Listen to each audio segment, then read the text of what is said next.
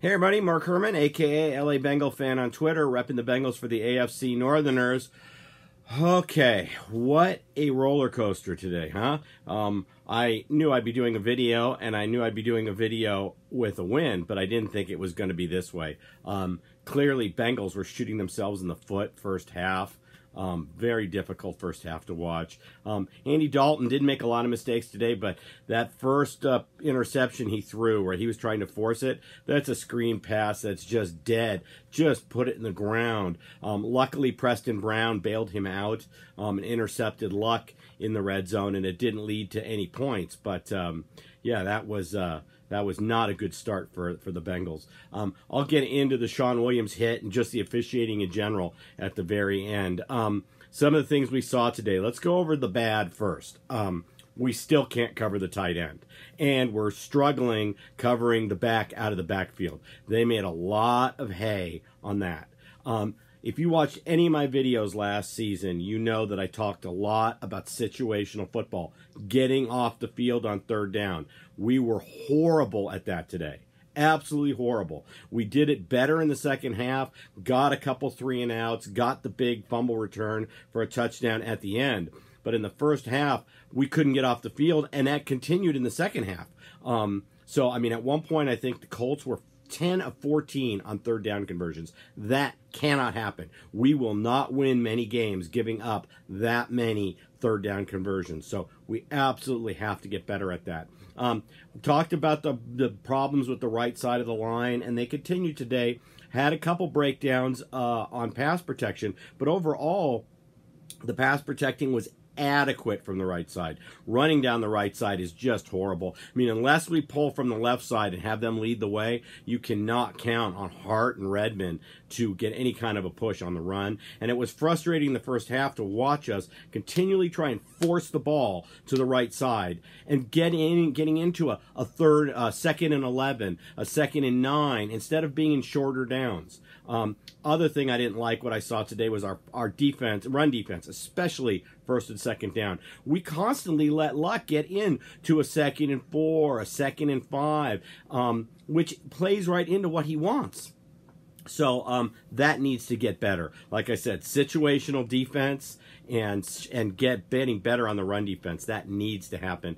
And A.J. Green, ball security. Come on, you had a fumble in the first half that ended a drive. You dropped a touchdown pass, literally dropped a touchdown pass. Fortunately, we scored with John Ross on the very next play, but you have to do better with ball security. So it's not going to get any easier. Next week, we play Baltimore, and that's actually this Thursday, so you're going to have to do better with ball security. Now, let's talk about the positives. First of all, after a horrendous first half, we come out, and it was good to see our coordinators actually make some adjustments. I mean, we tried some different things on defense, some different things on offense. They worked.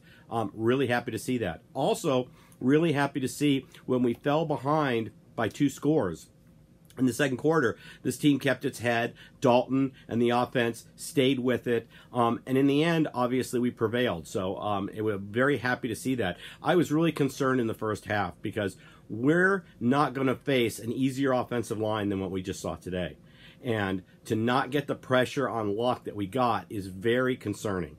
We need to get more aggressive. And you saw Austin in the second half put a lot more pressure on Luck.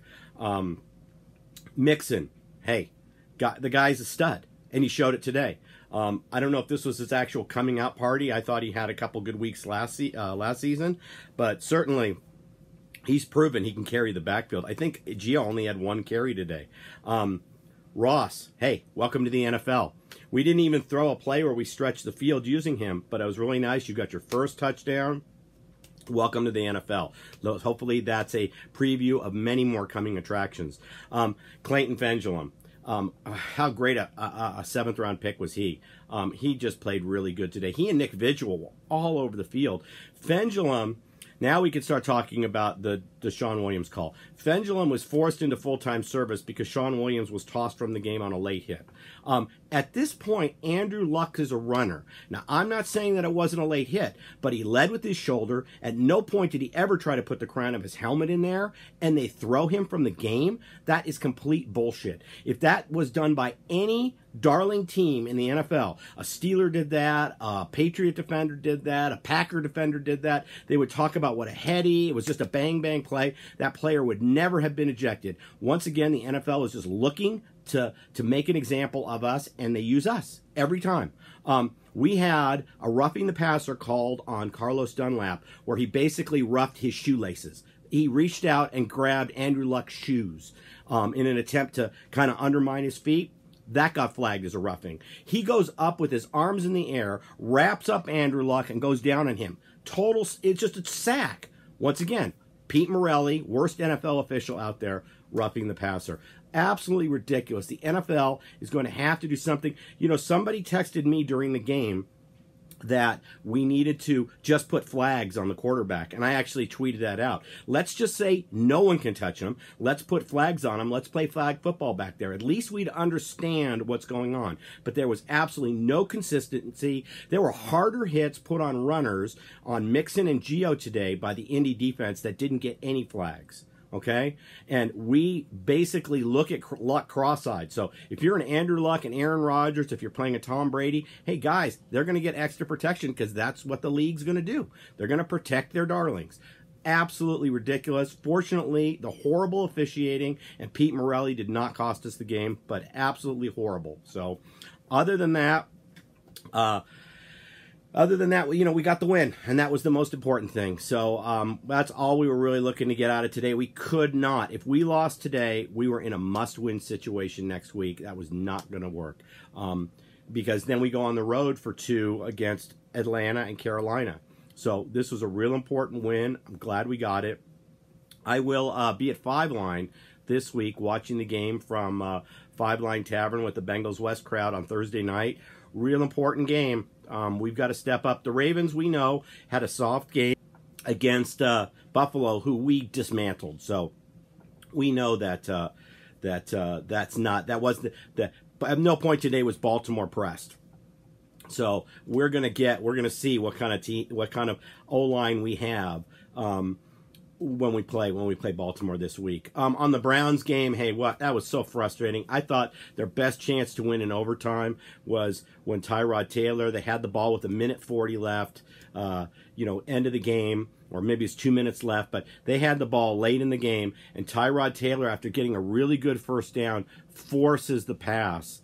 I think it was to Gordon he was trying to hit, but forces the pass when they're just trying to get the game-winning field goal at the end. It was just shaking my head. I really thought the momentum was there. You win it in regulation. They didn't even get a chance to win it in regulation, and then obviously had their chances in overtime and couldn't do it.